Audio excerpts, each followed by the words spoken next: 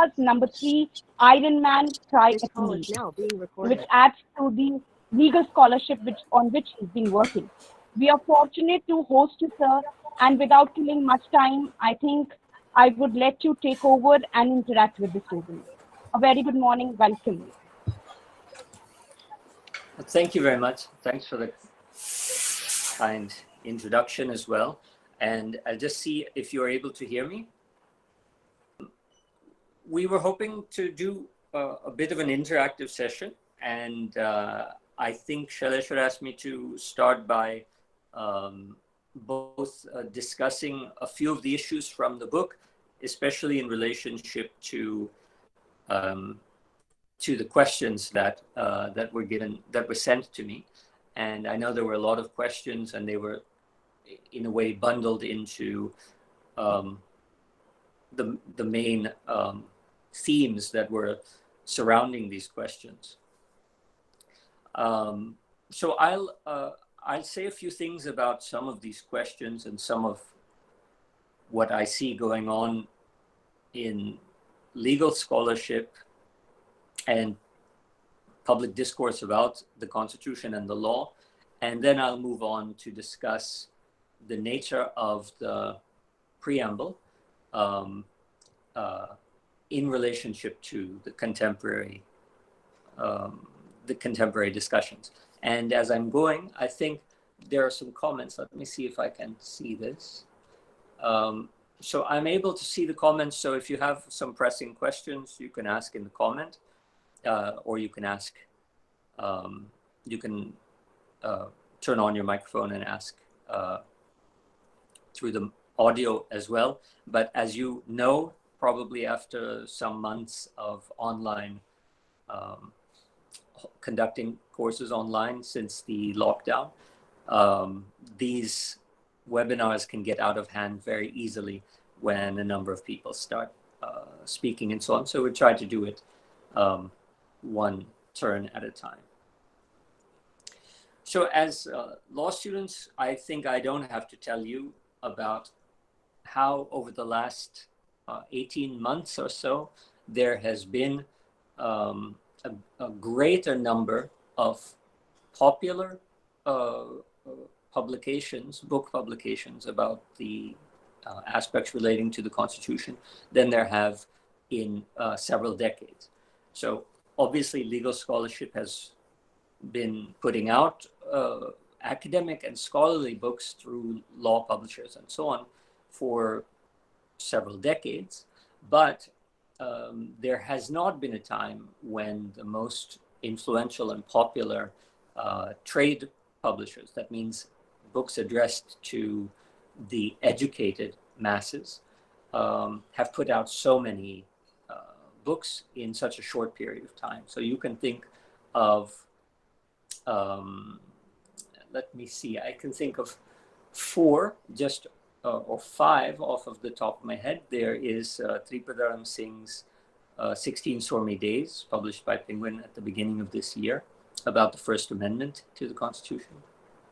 There's, of course, Madhav Khosla's book on the Constitution from last year. What was that called? Most Surprising Democracy. There's I can see all of the book covers in my mind, but I'm not remembering the title. Chintan. The Founding Movement of India. Yeah, that one. And then Chintan, what's his name? Chandrachud has published a book last year, and Gautam Bhatia's as well. So these are four, and of course my book on the preamble. So there are 5 books in just the last 18 months. And these are published not by obscure law presses in various parts of the country, but published in each of the metros by top publishers like Penguin and HarperCollins and Harvard University Press and so on. Why I'm raising this issue is it's suggestive that something is happening, that there are people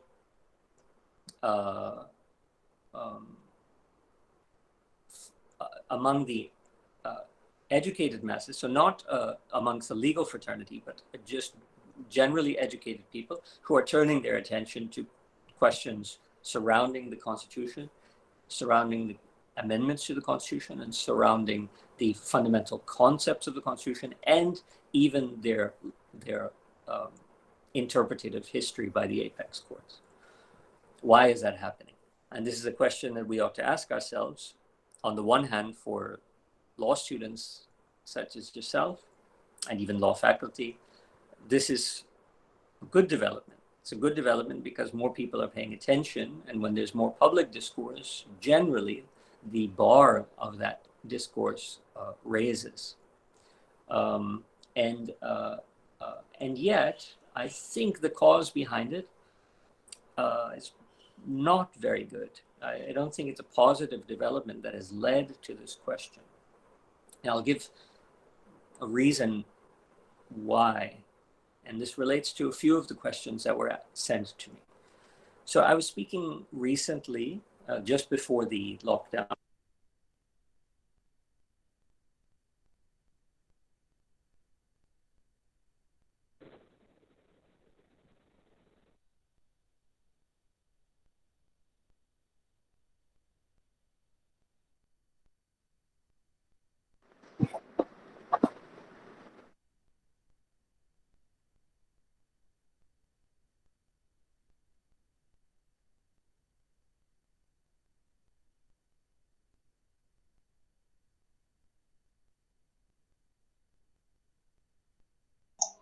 Akash, sir, you're not audible.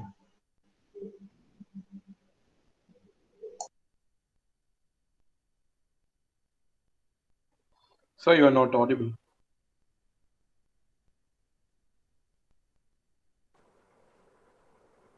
Okay, now? Yes, sir. All right. So seems when the Wi-Fi goes down, the microphone cuts off. So I'll repeat more quickly. I was recently speaking at one of the prominent tech institutes in Delhi, and I was speaking on the preamble and its fundamental concepts, some concepts that I hold as very precious and significant, such as fraternity and dignity, which we'll talk about after a bit. And one of the faculty members, that means not merely an educated person, but an academic at one of the top institutes of the country, said to me very politely, not in a harsh manner, what is so sacred about the Constitution? Why do you keep harping on constitutional concepts as though there is something perennially sacred about them? Now, this is, in some respects, a harmless question, and the sort of question that perhaps we should ask ourselves from time to time.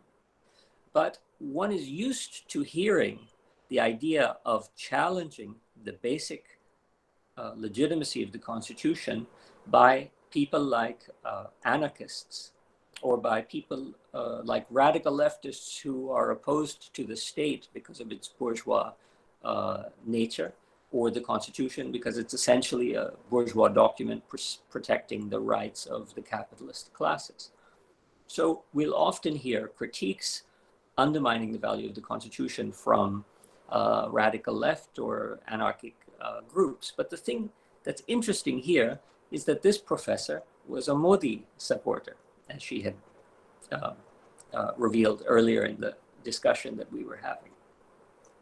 Now, how is it that a party that projects itself as a nationalist party can have supporters who project themselves as nationalists, who would ask a question like, what is so sacred about the Constitution? Now, this is a very interesting evolution in thinking. This is a very interesting evolution in the way that middle-class India is beginning to reassess the nature of the Constitution as the basic law of India. Now, as I had mentioned, for law students and for faculty, that can make for exciting times. But what does it do to the bedrock of the sovereign state? It's very, very disconcerting from the point of view of sovereignty and stability. Now, why then would it happen in the right or moderate right, such as this woman would identify herself as, rather than the radical left or anarchic segments. Why would this begin to happen where the Constitution is being questioned? So this gets into larger global phenomena.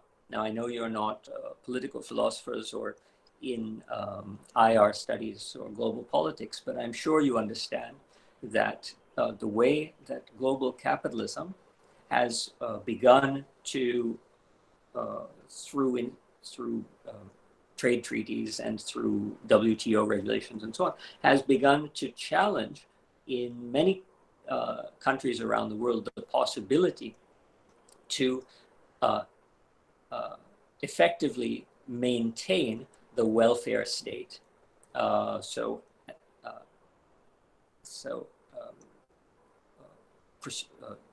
things like social security and redistribution of wealth, these get challenged when, through global capitalism, there's a rupture in the ability of the state to collect taxes and of course, accompanying wage stagnation and inflation and so on. So what we've seen, at least since the end of the 1980s, is the erosion of the sustainability of the classical welfare state. Now, when India was constituted as a republic, it was constituted very much as a welfare republic, as a republic dedicated to redistribution of wealth and to maintaining social security in various forms. But we don't have the money to do that anymore.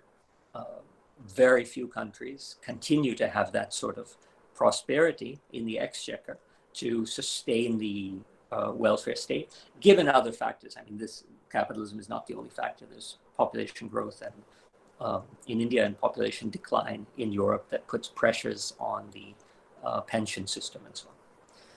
Now, when you have a scenario where government is incapable of fulfilling some of the basic demands required by the structure of the Constitution, such as a robust welfare state, you are inevitably going to get a sector of that very same ideology, irrespective of whether it's left, right, or center, a sector that is going to begin to undermine the necessity for pursuing that agenda. And in this case, since in India, the fact that we're a welfare state is deeply inscribed into the Constitution from front to back, beginning to end, that means that not only do we begin to undermine the ideology behind being a welfare state, but we must also begin to question the ideology in its initial manifestation, which is to say, in the Constitution. That means that what we're experiencing today with this robust public discussion about the Constitution is, on the one hand, great from an intellectual point of view, great from legal profession point of view, but it is frightening from the point of view of the sustaining of the Indian Republic in the manner within which it was originally intended and brought into creation. We are witnessing then people who say what is so sacred about the Constitution, not because they are wondering precisely that question: what is the status of basic law? How does it function in a secular state as the basic commandments of that state, and so on?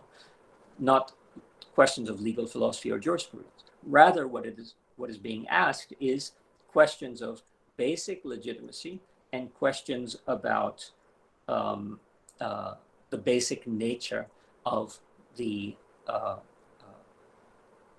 principled or ideological commitment of the basic document, that we are dedicated to egalitarian justice, as all of you know our Constitution is. What this means is, when you find yourself asking, why is the Constitution sacred in public today? Generally, What you're actually asking is, why should the executive, why should the administration, why should the government be bound by egalitarian justice? And these are very, very different things. They're conceptually different, they're thematically different, they're philosophically different. And yet, in the public discussion, we merge them. And this is why you find that in each of these books, with the exception of Tripaderam Singh's book, because he's a libertarian, conservative libertarian, in each of the other books that I had mentioned, what you find is a discussion of the Constitution, its founding moment, and the adjudication of its basic principles over time, especially in Gautam Bhattia's book. What you find is an amplification, a reiteration of why it is that we are and always have been bound by egalitarian justice, and how this principle has been amplified and enlarged in the adjudication of the of law, especially constitution-related law, over the last 70 years. Now, this is, I mean, I don't know if you're surprised to hear me put it like this, because generally when we ask questions in the philosophy of law, like, why should anyone follow the law? This is one of the basic questions of the philosophy of law. We don't necessarily mean it from this cynical perspective of attempting to liberate an executive from the constitutional bounds of maintaining the egalitarian justice that is prescribed in the Constitution. What we generally mean is, let us think back prior to constitutionalism to some arbitrary condition like a Hobbesian state of nature, if you will, and ask ourselves, why do we follow law?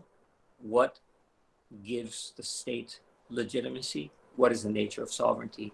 And we do these exercises in order to clarify for ourselves the nature and extent of law, why administrative law has to be constrained by principles that transcend it, like natural right of citizens, and how it is that law procedurally needs to be enacted in order to be valid. These are the reasons that we ask those questions, not because we're trying to undermine the very nature of a constitutional republic. So we are in quite strange times today. And these strange times are the result of historical processes that certainly began in the late 1980s, early 1990s, when the political economy began to interfere and interrupt the way that our political democracy functions. Now, I'm not a Marxist, but I'm sure you understand the idea of the interrelation between a system and an agent, as in classical Marxist doctrine, and not only in Marxism, but also in sociology and anthropology in general, social psychology. It's recognized that social systems or institutions have an impact in the way that an individual who thinks that she or he is an autonomous agent has an impact in the way that individual actually functions in the world. And what we're seeing now is this kind of what's called zeitgeist, or this spirit of the moment that is changing. What I would suggest to you is that you want to be somewhat careful about when you ask yourselves these constitutional questions, such as what is so sacred about the Constitution, or can't we just get a new Constitution, or why does the executive have to be bound by fundamental rights? When you ask yourself questions like this, ensure that it is not this spirit of the time where the failures of the economy and the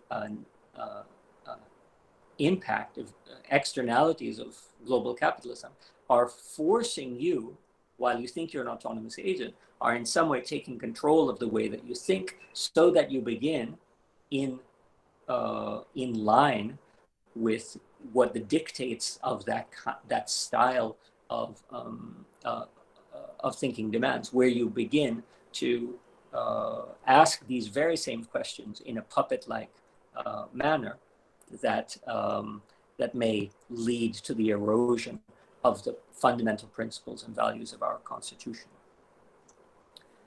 Now, with that said, why not challenge the fundamental principles and values of our Constitution?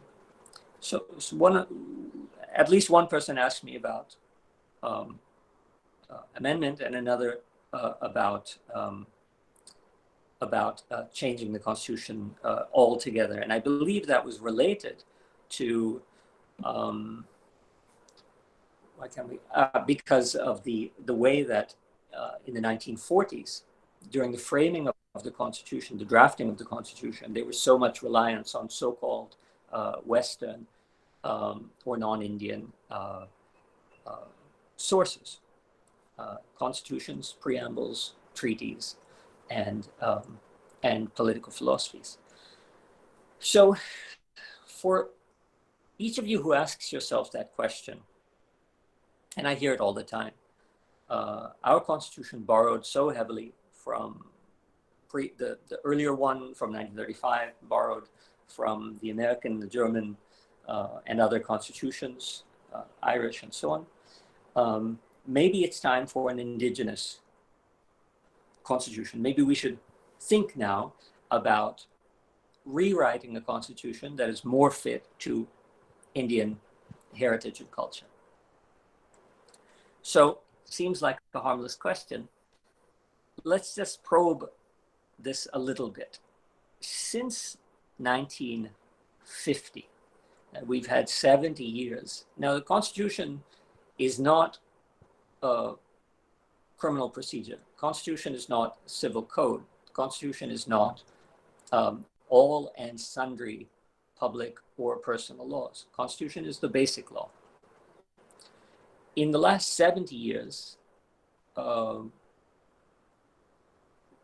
of the institutions and administrative and public bodies that, while they might be constitutional in the sense that they are mentioned, described in the Constitution, are also autonomous from constitutional strictures. For example, they have to follow obviously the basic protocols, but there's nothing in the Constitution that says on Wednesdays you will do this, or on, this institution must do this and that with its administration. So there are constitutional and especially the innumerable number of private and extra-constitutional bodies. What in the last 70 years, where do you see, those of you who ask me, can't we just write a constitution that's more in tune with Indian heritage and values? Where do you see, beyond and outside of the Constitution, that any of our public institutions or our public intellectuals or our administrators or our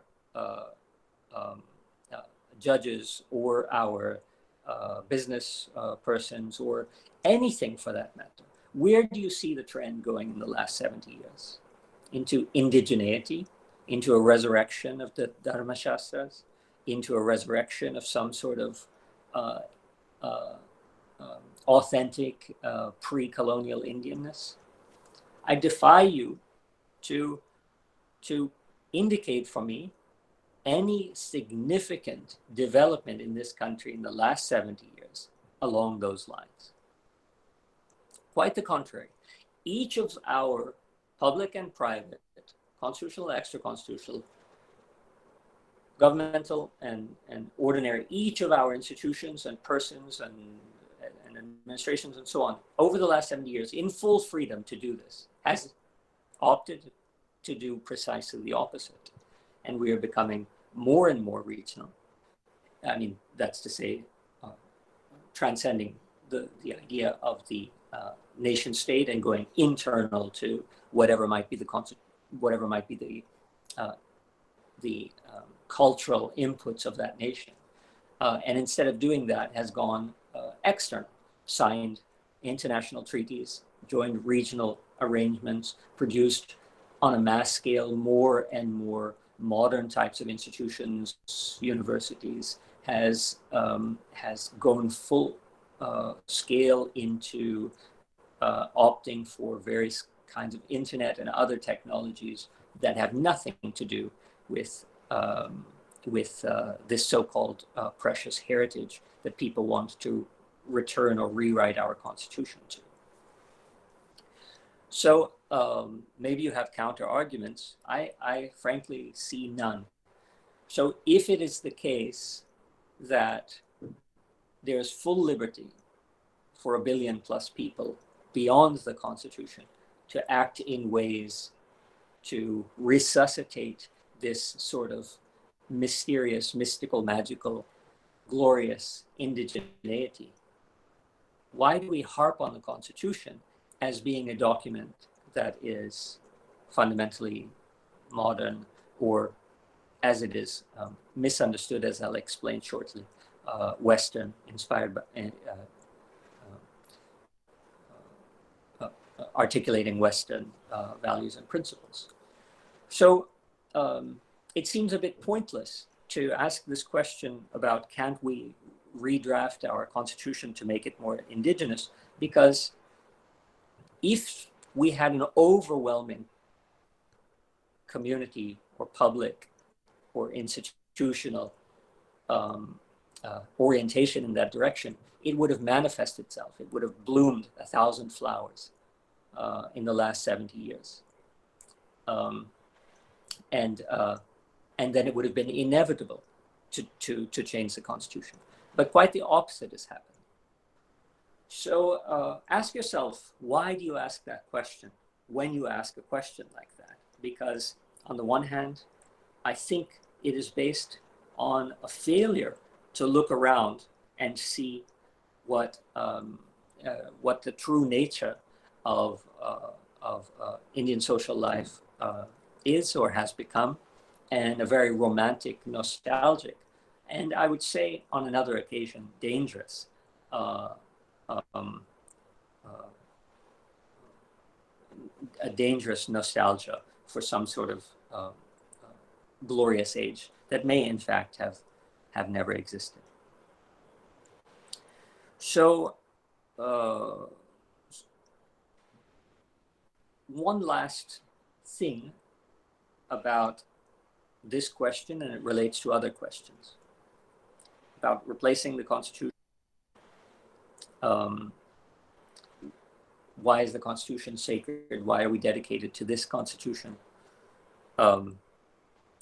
And also another question I was asked, how the framers concluded that the Constitution that they drafted in 1950 would be would function in the future adequately in the future as well. Now think about the last speech that Dr. Ambedkar gave in the Constituent Assembly just prior to its adoption. So closing the third reading of the Constitution, and the next day the vote. I think all are familiar, or I hope are familiar with at least some parts of this speech. People often point out to the contradiction that Dr. Ambedkar indicates, that we'll have achieved a sort of guarantee of equality at the political level, but social and economic inequality will continue to run rampant, and this life of contradictions has got to be addressed. Now, other than the life of contradictions aspect of Ambedkar's third speech and the great speech in the Constituent Assembly closing the third reading, if you recall, there is also a paragraph that Dr. Ambedkar devotes, at least a paragraph in the written text, that Dr. Ambedkar devotes to discussing the way that the Constitution of what is then the end of November 1949, how the Constitution is not a newfangled document, that is alien to India's heritage. Now, to understand why Dr. Ambedkar is making this remark in the end of November 1949, you will want to know about much earlier, the first time that the Constitution was introduced to the Constituent Assembly in the first reading, which was back in 1948. And on 4th November 1948, Dr. Ambedkar gave a speech about the nature of the Constitution, for example, whether it was real or not. And during the first reading, there was a huge uproar in the Constituent Assembly because the Constitution seemed to show what many Constituent Assembly members referred to as absolutely nothing from India's heritage. And what they were meaning specifically was that it had no Gandhian elements, and it didn't take the village as the basis of national sovereignty. So in the 4th November 1948 speech, Dr. Ambedkar points out how the village in India, in his perception, is highly romanticized, and the Gandhian ideas are not consistent with contemporary Republican ideas. But interestingly, in the year that Dr. Ambedkar had to think about this, also he was working on some other books at the same time on ancient India. By the time that he gives the end of November 1949 speech, the final speech before the voting on the Constitution, he has come up with some new replies to the complaint that the Constitution contains nothing of ancient Indian polity. And so in this paragraph, he discusses ancient Buddhist republics. And the idea that Dr. Ambedkar introduces in the Constituent Assembly the day before voting for the Constitution is that ancient India, in fact, did have the ideals of liberty, equality, and fraternity, and it practiced them in small republics throughout Buddhist India. But that, as he states in that speech, this democratic experience of India was forgotten. Now, the question he asks is, now that we have brought this, these principles of the democratic republic back to India in 1949, and will these principles be forgotten once more? Or will the principles of liberty, equality, and fraternity the democratic republic enshrines, will it be sustained and maintained in the future? So intriguingly, what Dr. Ambedkar's argument is in this speech is that while the previous year, during the introduction of the Constitution for the first reading, he was incapable of answering the question that the Constituent Assembly hostilely posed to him: why have you left out Gandhian ideas, by which was suggested autochthonous or indigenous Indian ideas? Dr. Ambedkar instead focused on how the Gandhian ideas were not suitable in a contemporary republic. By the following year, 12 months later, he had a more comprehensive answer that indeed India did have these principles and values. So it is not correct to say that when we introduce liberty or equality or fraternity into the current Indian Constitution, that we are introducing Western ideas. And as some of you know, in a later interview that he gave on the radio, he writes that all of these principles of liberty, equality, and fraternity are there in the Buddhist, in the Pali Canon, the early Buddhist writings. So the argument that Dr. Ambedkar is making as he's introducing the Constitution prior to the vote is that this Constitution might have procedurally and structurally the ideas of a so-called Western parliamentary democracy, but that ideologically and substantively, what it introduces is a reintroduction, a hearkening back to principles that were there in ancient India, in Buddhist republics, in political practice, and in Buddhist philosophy in ideological terms that were forgotten in an inegalitarian counter-revolution. Now, I'll discuss the counter-revolution maybe on another occasion. And so this constitution that Ambedkar is introducing now for its final vote is a reintroduction of some of the essential revolutionary egalitarian principles that were there in ancient India.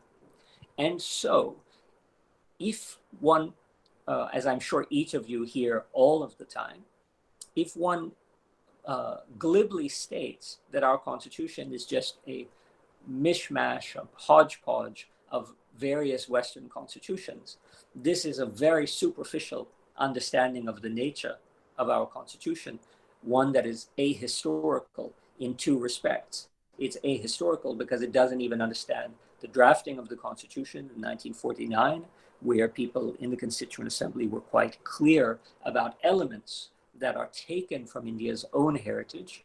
These, as you know, will come somewhat rude or obnoxious of me to say that when we start rethinking the Constitution, it's often because of an ignorance of the political environment that is forcing us as a kind of puppet to start to challenge our welfare and egalitarian ideas, or this old stale idea that our constitution is merely a Western document. This shows very little understanding of India's own past.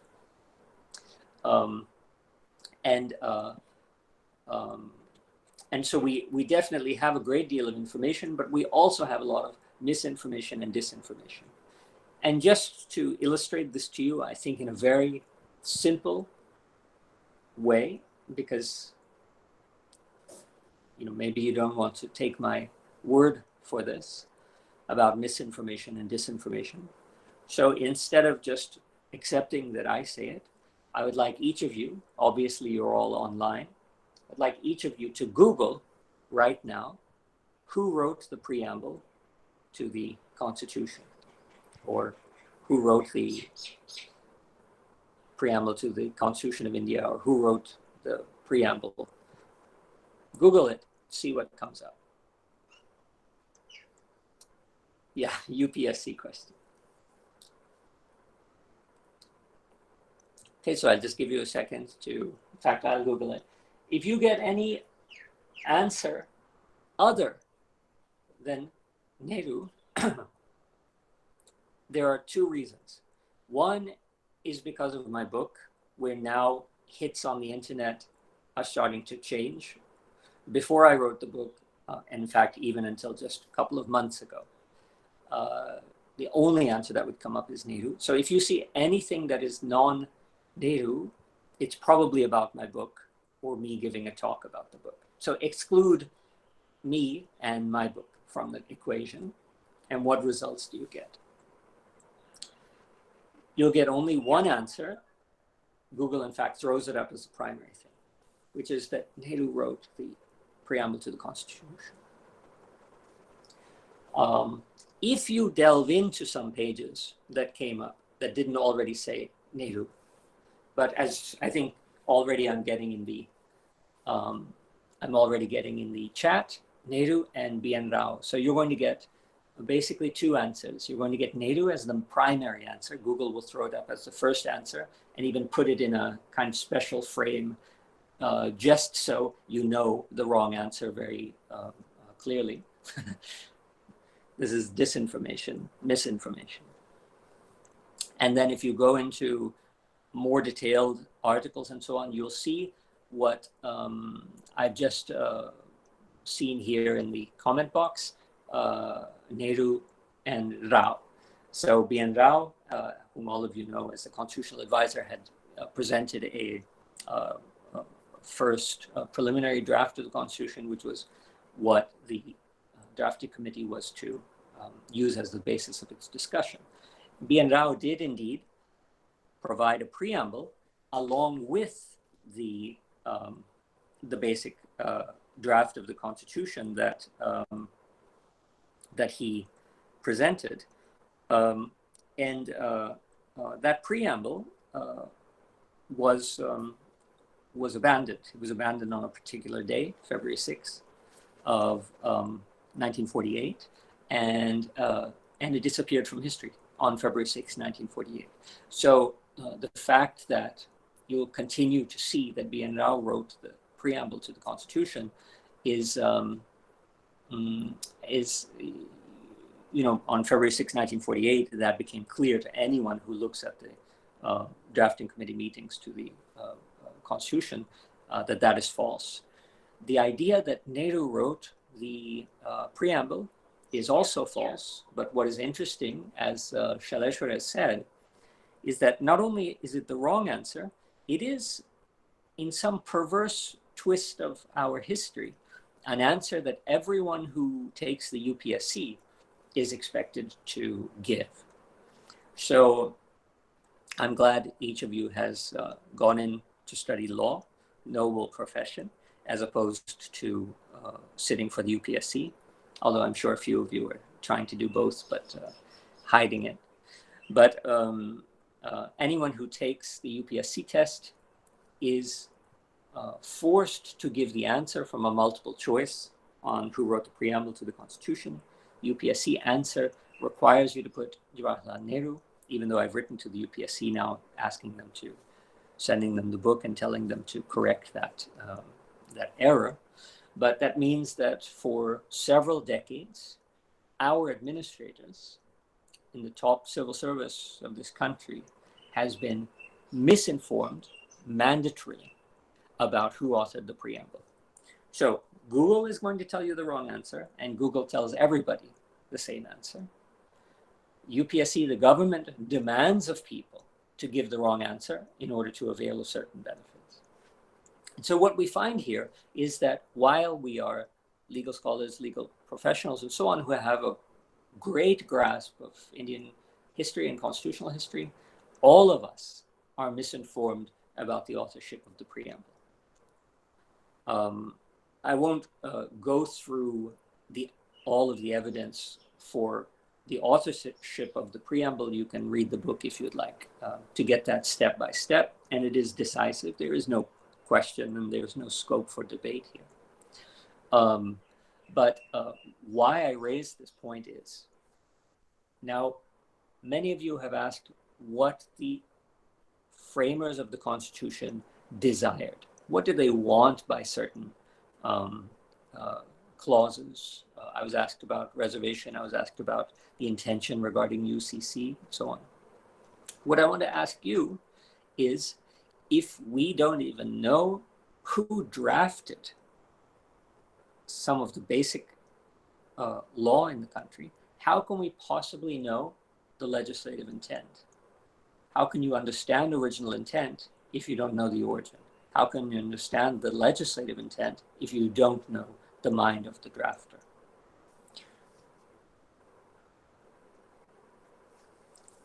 So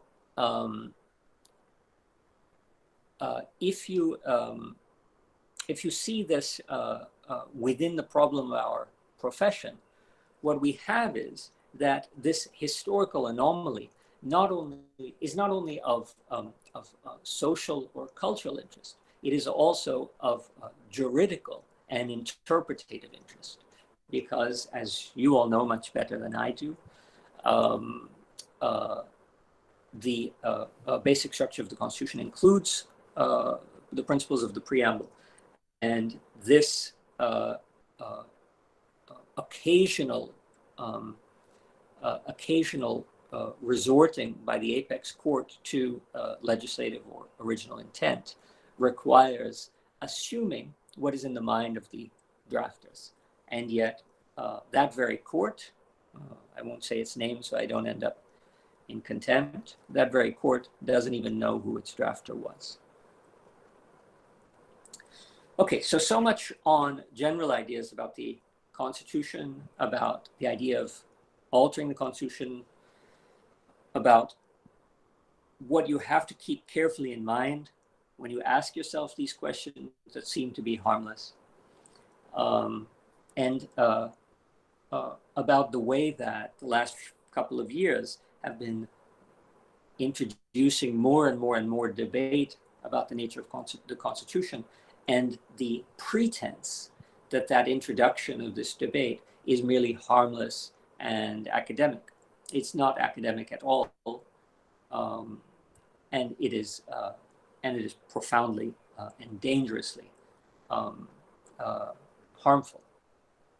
Now, that doesn't mean we can't question the Constitution. It doesn't mean we can't amend the Constitution. It doesn't mean we can't challenge aspects of the Constitution or anything of that sort.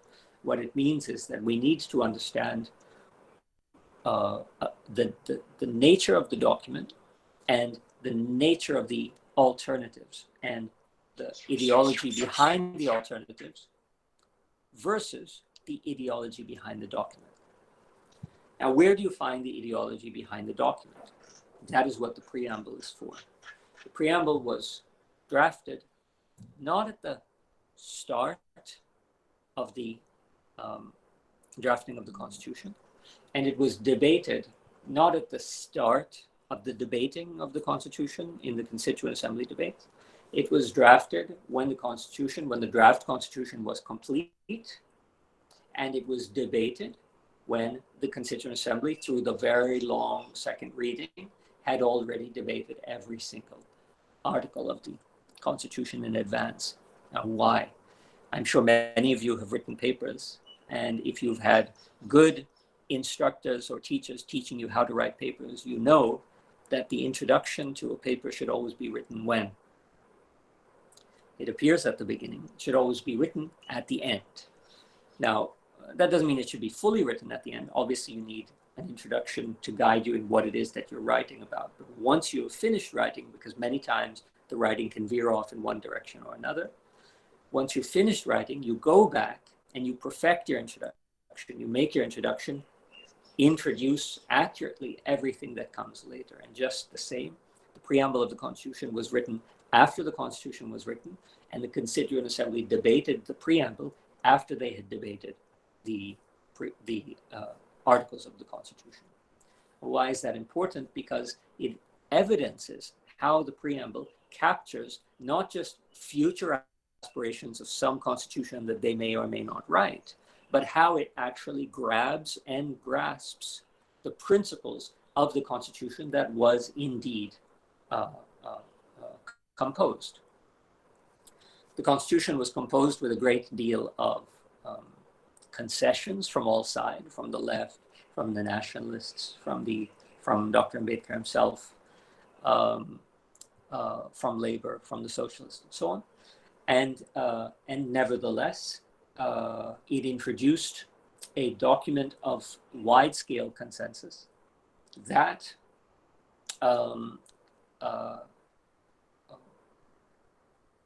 got embodied in some fundamental principles that are articulated in the preamble. And those are justice, liberty, equality, fraternity, and dignity. And when we say that it's clear that Dr. Ambedkar is the author of the preamble, that doesn't mean he either invented these concepts, justice, liberty, equality, fraternity, dignity, nor does it mean that he even originated word for word the way these concepts appear. Because ideas like liberty, equality, and fraternity, as you know, come from the French Revolution, and the threefold understanding of justice as political, social, and economic come from the Russian Revolution. So we've got this adoption of terms, but just because we adopt the concept doesn't mean that the substance that adheres to the concept, the meaning, the semantics of the concept are fully contained in the syntax. So I don't know if you understand this distinction between syntax and semantics. So you can have words as they line up, but the meanings, the semantic meaning of words is not completely reliant on the syntactical meaning. So we have, let's take equality, for example. Equality, I don't know if any of you has read my book, Indian Political Theory. I have a chapter on equality there to discuss the way that equality has been um, uh, equality has been argued over and over and over again as being a Western concept. Now, it doesn't take a great deal of historical scrutiny to see that at the very moment when the French and the Americans are declaring equality and the fundamental rights of man and citizen, as they said at the time, for example, as the American document runs, we hold these truths to be self-evident, that all, how does it go? All men are endowed with inalienable rights, amongst which are life, liberty, and the pursuit of happiness. So these, or the French, that all men are free and equal in rights. These declarations occurred at a moment during slavery in the United States and during colonization in France. And when in Haiti, for example, the Haitian slaves Haiti was a colony of France at that time. When the Haitians heard the French declaration that they were free, because they are, of course, men, and therefore free and equal in rights, when they heard that they were free and that they assumed that then they were no longer subject to the French, because not only the French who sent the army to recolonize Haiti, put down the rebellion, and re-enslave all of these people who thought that they had just heard that they were free, but the Americans, who had drafted that beautiful document about inalienability of rights, also sent naval ships to support the French to crush the Haitian Revolution, just so the American slaves didn't get any ideas about the Black Haitians having liberated themselves, that they might themselves also be able to liberate themselves. Now, why am I saying this? Because the articulation of the word equality that came both from the French Revolution and the American Revolution and captured in those documents in fundamental rights, the articulation of the word equality doesn't substantively mean anything. And so how do you get the meaning of equality in the Indian Constitution? The meaning of equality in the Indian Constitution doesn't mean that all Indians are equal, except if you are a slave, or except if you are a woman, or except if you are Adivasi or something like that. What it claims is that this is true for each and every Indian citizen. That means that it pronounces a substantive meaning of equality that is absent from the so-called Western source of this concept of equality. I hope you understand what I'm saying. We think that just because a word is used, that the ideology that is implied by that word is equally borrowed, and the substance that is implied is equally borrowed. That makes no sense at all. In fact, it is the other way around. Substantive equality is a consequence, historically, of the colonial struggles from the global South and other parts of the world that were subjected and enslaved. And in the fight by the Third World, by the global South, by the colonized, for substantive equality, both in terms of race and religion and gender and things like that, the West learned the concept of substantive equality.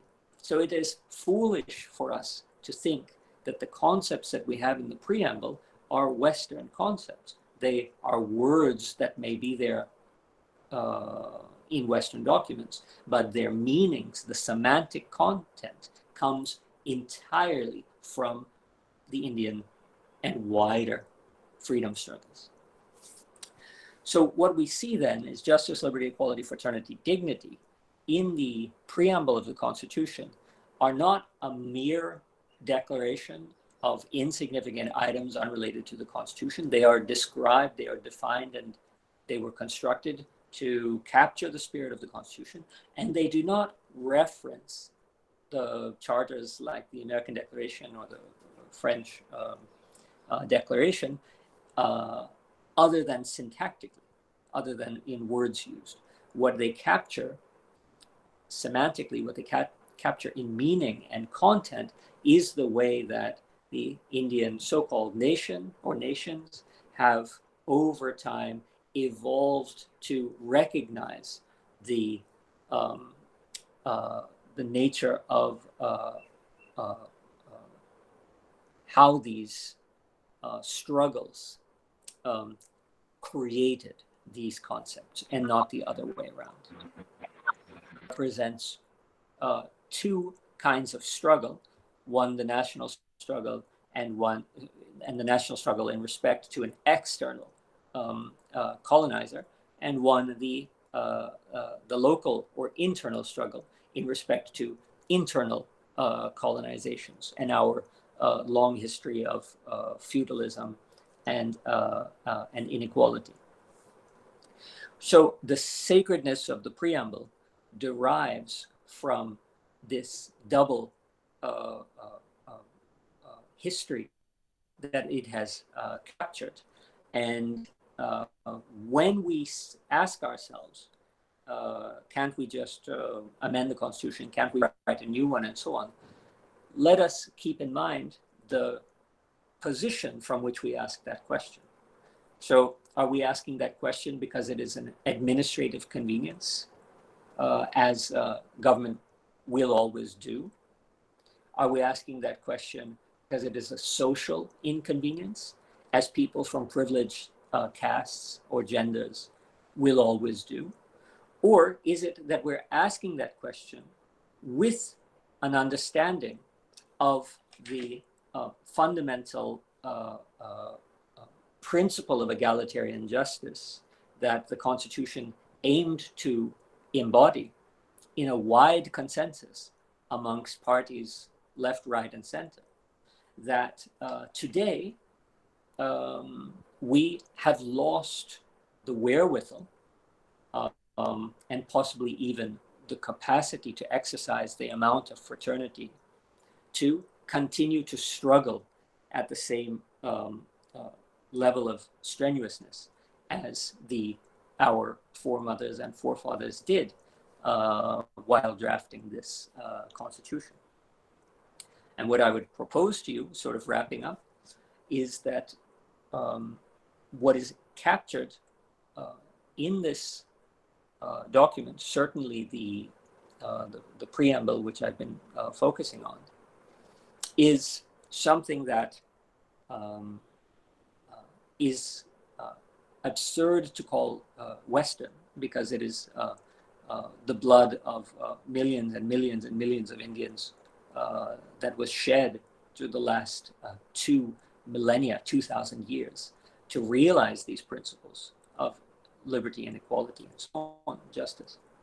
And that when we believe ourselves to be in such a position that we can change it because we find it inconvenient, are we not possibly in the illusion of wishing or seeking to pursue an inegalitarian counter-revolution, and thereby forgetting, just as Dr. Ambedkar warned us in his end of November speech in 1949, that India was democratic once. We have now made India democratic again. But just as it was lost the first time through an inegalitarian ideology, are we going to allow it to be lost a second time through an ideology which I think, when I look around and see why are people questioning the Constitution, an ideology which I think is clearly inegalitarian, despite the fact that the people who articulate it may not actually be aware of it. So that was the social psychology, referring back to the system idea, because large-scale movements from global capitalism to authoritarian administration find the propagation of welfare egalitarianism extremely inconvenient, and it's easy to think when we are 24 hours a day immersed in their gadgets, in their social media, in their press, in their institutions and so on, that these ideas would start to permeate us as well. So I hope you are able to follow this weird sort of history that I tried to retrace for you about the way that we're challenging the Constitution today, we're rethinking the Constitution today, how this has its good side, but it also has its negative side.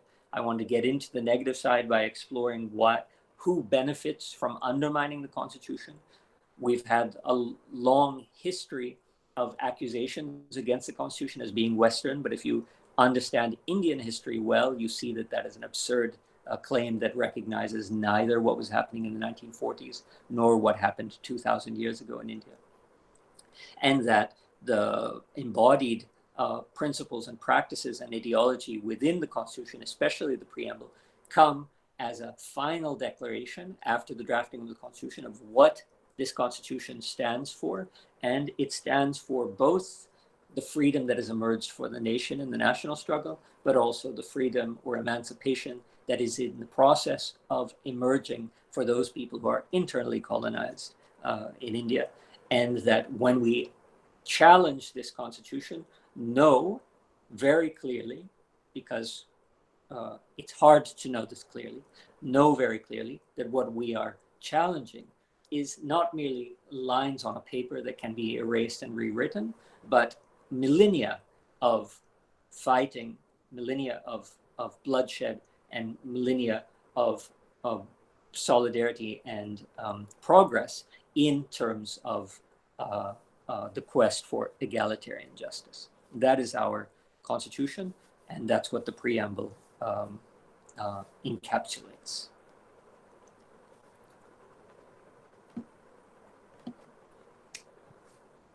I'm not mute anymore, am I? No. Okay, so if you would like to ask questions or challenge some of these thoughts or whatever, I'd be happy to. Hello, sir. Am I audible, sir? Yes. Hi, sir. This is Ashish, sir. Yes, had I few recognize your voice. Haven't spoken to you in a long time. Yes, sir. I have at least 2 or 3 questions, and I think your presentation had started with the present day. Then you went into the history of it. I have two questions separately for the present day and for the ancient part. Yes. So when you talk about the modern day world of India, basically been influenced by the modern capitalism, and you talk about two kind of stakeholders, the courts and the executive body. Yeah. And you're trying to say that WTO or any other organization is influencing the working of the modern day governance here. So what is the role of the civil society movement in this then? If the two stakeholders are executive body and the other is the judiciary. Judiciary, as we all know, judiciary is trying to impose the idea of egalitarian principles time and again. Executive might not be doing that because it has been influenced on the grounds of capitalism. So what role does the civil society movement plays in this as being the third stakeholder here to bring in the principle of egalitarianism? That's one question. The other question is regarding the ancient part. So you're trying to define the idea of Dr. Ambedkar as the Constitution as an idea of counter-revolution, which you have already discussed a lot many times, with the Indian Constitution to the graded inequality which we have. But again, the Ambedkar's idea of equality, which Ambedkar is trying to bring from the ancient world, is a time when it is time beyond Sunga Empire. The idea of removing Buddhist principle of egalitarianism. So even isn't Ambedkar also imposing the idea of an ancient world which we're not acquainted with anymore? And the idea of Swaraj cannot be found in India, because if it is found in India, the idea of Swaraj, it will bring again and graded inequality in the constitution itself. So these are the couple of questions. I hope I was audible to you, sir. Yeah. Yes. That's great. That's very interesting. You were coming in and out a little bit. I hope, but okay. I have got the two questions. But I hope that for the hour I wasn't also coming in and out like that. It must have been very frustrating to hear. So let's talk about a background for both questions first, and then I'll do the first one and then the second one. The background for both questions. I'm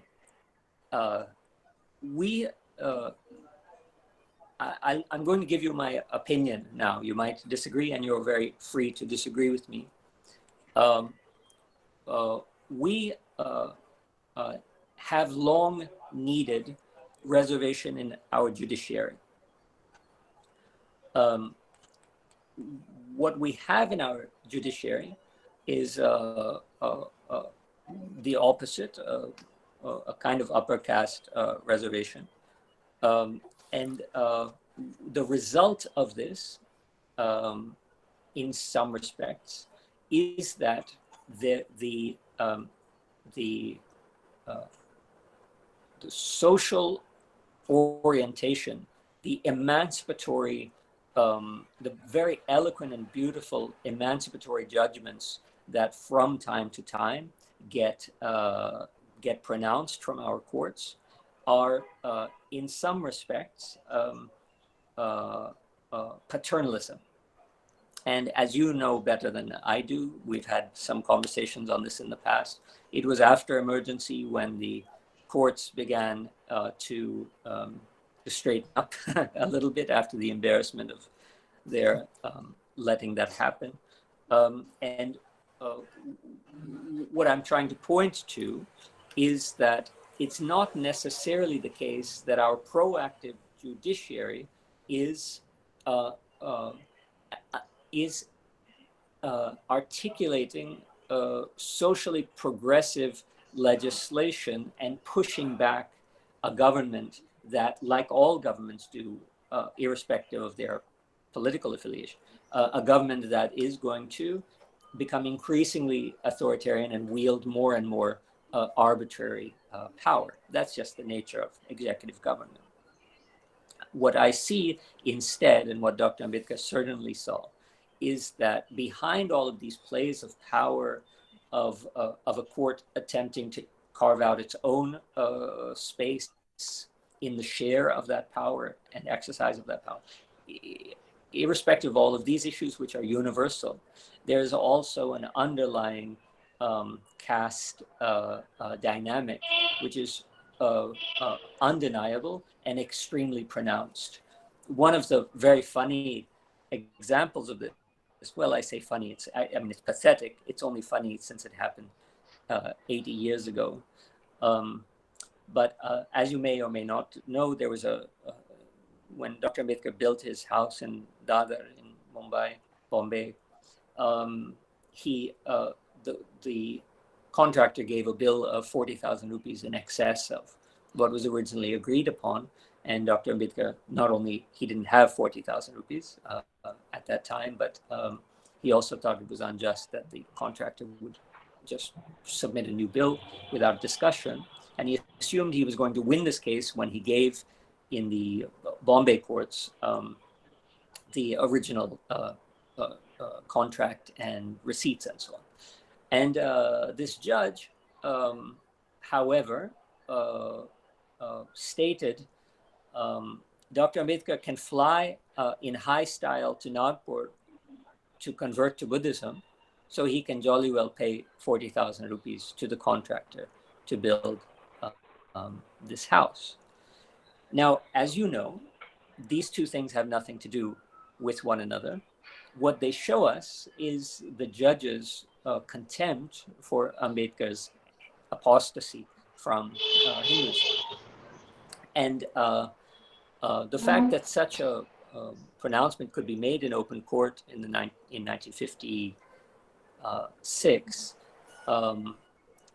is possibly understandable, but the fact that similar pronouncements can be made in 2020, one would say, is completely unacceptable. And yet, similar pronouncements, as you know, are made in courts day after day throughout the country. So what's going on here is that there's more at play than the classical idea of government, of judiciary, and of civil society. What we have are each of these institutions composed of caste loyalties and caste prejudices. And these caste prejudices are something that are very difficult to capture through public law.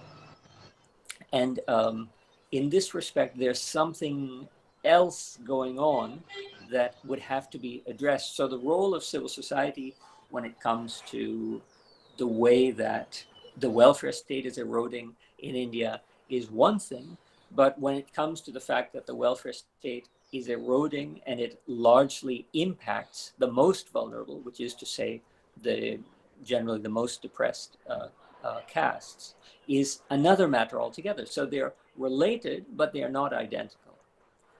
So when Dr. Ambedkar, in hearkening back to Buddhism, when he speaks about the egalitarian principles of Buddhism and the fraternity, which was captured through Maitri or Metta in classical Buddhism, when he speaks about this, he's fusing these two aspects of, let's say, caste and class, as he often did when speaking of Buddhism, and when he spoke about the similarities and differences between Buddhism and Marxism.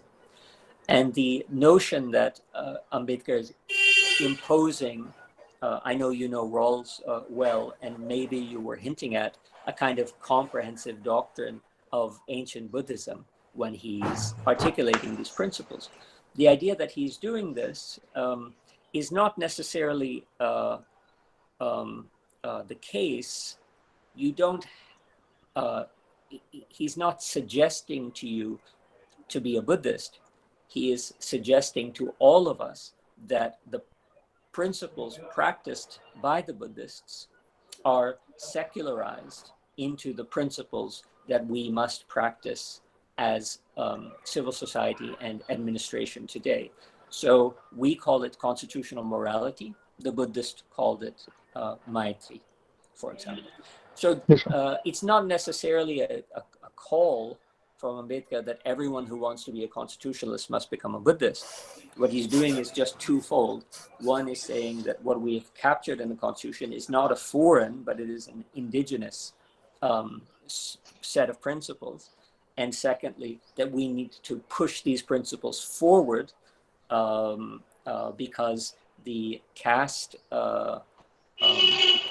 inequality and discrepancies that we find in contemporary India will not be transcended until we reenact a kind of revolutionary ideology that he then, in a secular vein, called constitutional morality.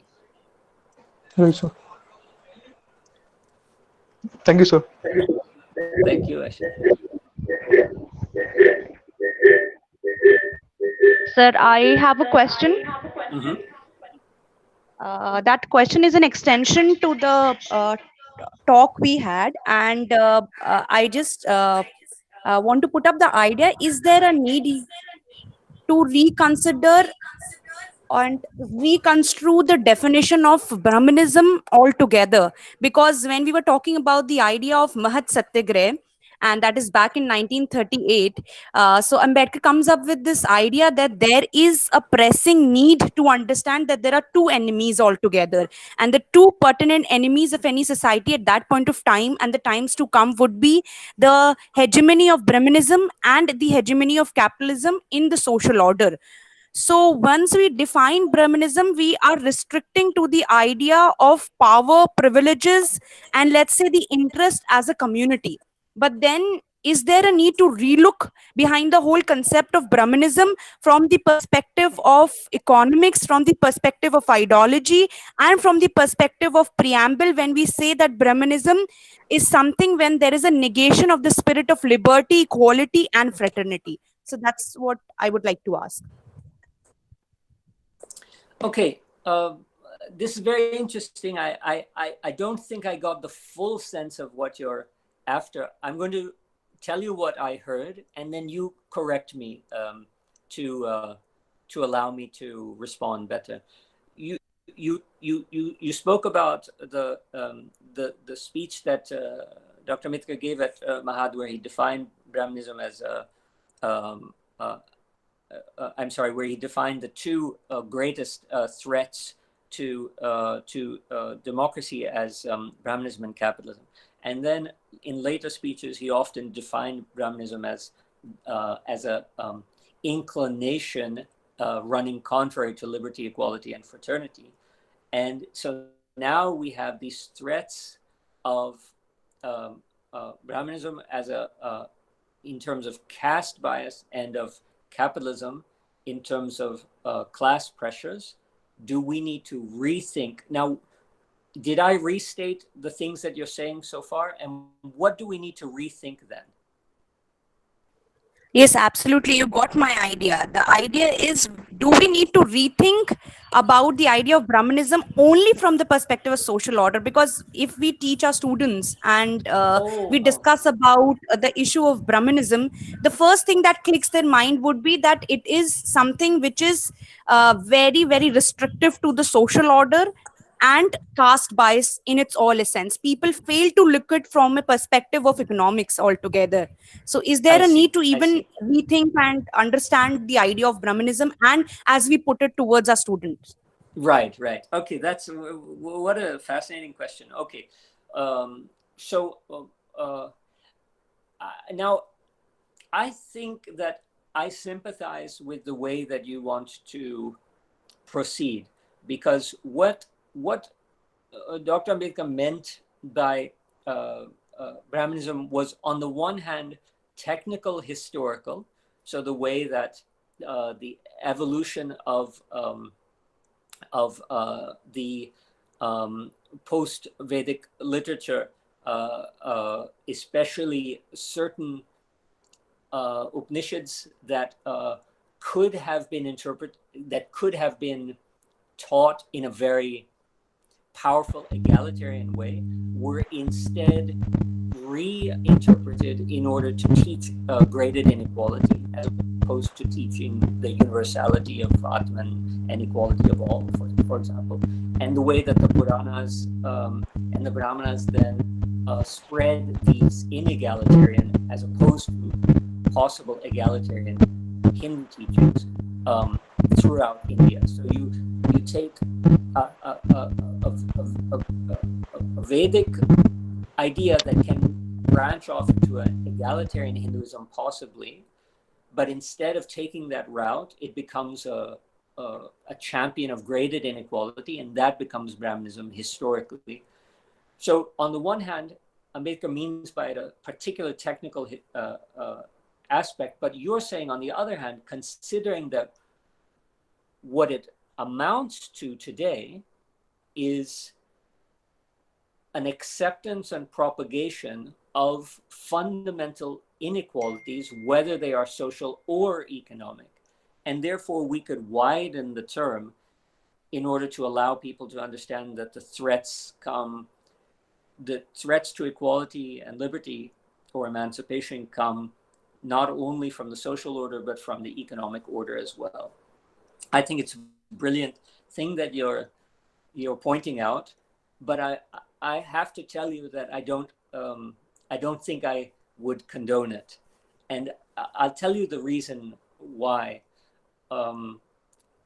As an author and a person who goes and gives a lot of talks of mixed castes, mixed communities, mixed social composition, there are innumerable occasions when I begin to talk about Brahmanism, and it's like the needle scratches, on a record, when the record is playing and then the needle scratches, because people are not familiar with their own cultural background and don't realize that the Hindu religion, especially in the 18th century, was referred to as Brahmanism. And they think that this is just an insulting term towards the caste of Brahmins, which you know very well, it has very little to do with that. So what I think is that a more neutral term has to be used instead of Brahmanism in order to bring more people into the central idea of inequality that is being captured by that provocative term. So I agree with you on the one hand. I know you're very right about it, but I'm skeptical about the use of terms in a very polarized environment, and we live in a very polarized time right now, where people from the left and people from the right don't even bother to speak to each other because they think that because people, the same attitude that people have when they tweet something against someone from the left or against someone from the right is the attitude that we have in person now. So we've lost the ability to have any kind of constructive dialogue. So I think that that while you're right, I would be very cautious about expanding the definition of Brahmanism to incorporate the threats of capitalism. Just like Dr. Ambedkar was himself very weary of allowing the communists with whom he very occasionally attempted to work with to subsume the caste question into the class question. So as you know, the communists then and now believe that caste is superstructural and will be solved when the class question is solved. But Dr. Ambedkar showed that no, both of them have to be tackled simultaneously. We have to solve the problems of capitalism and solve the problems of Brahmanism at one and the same time, because to just concentrate on one at the expense of the other is not feasible.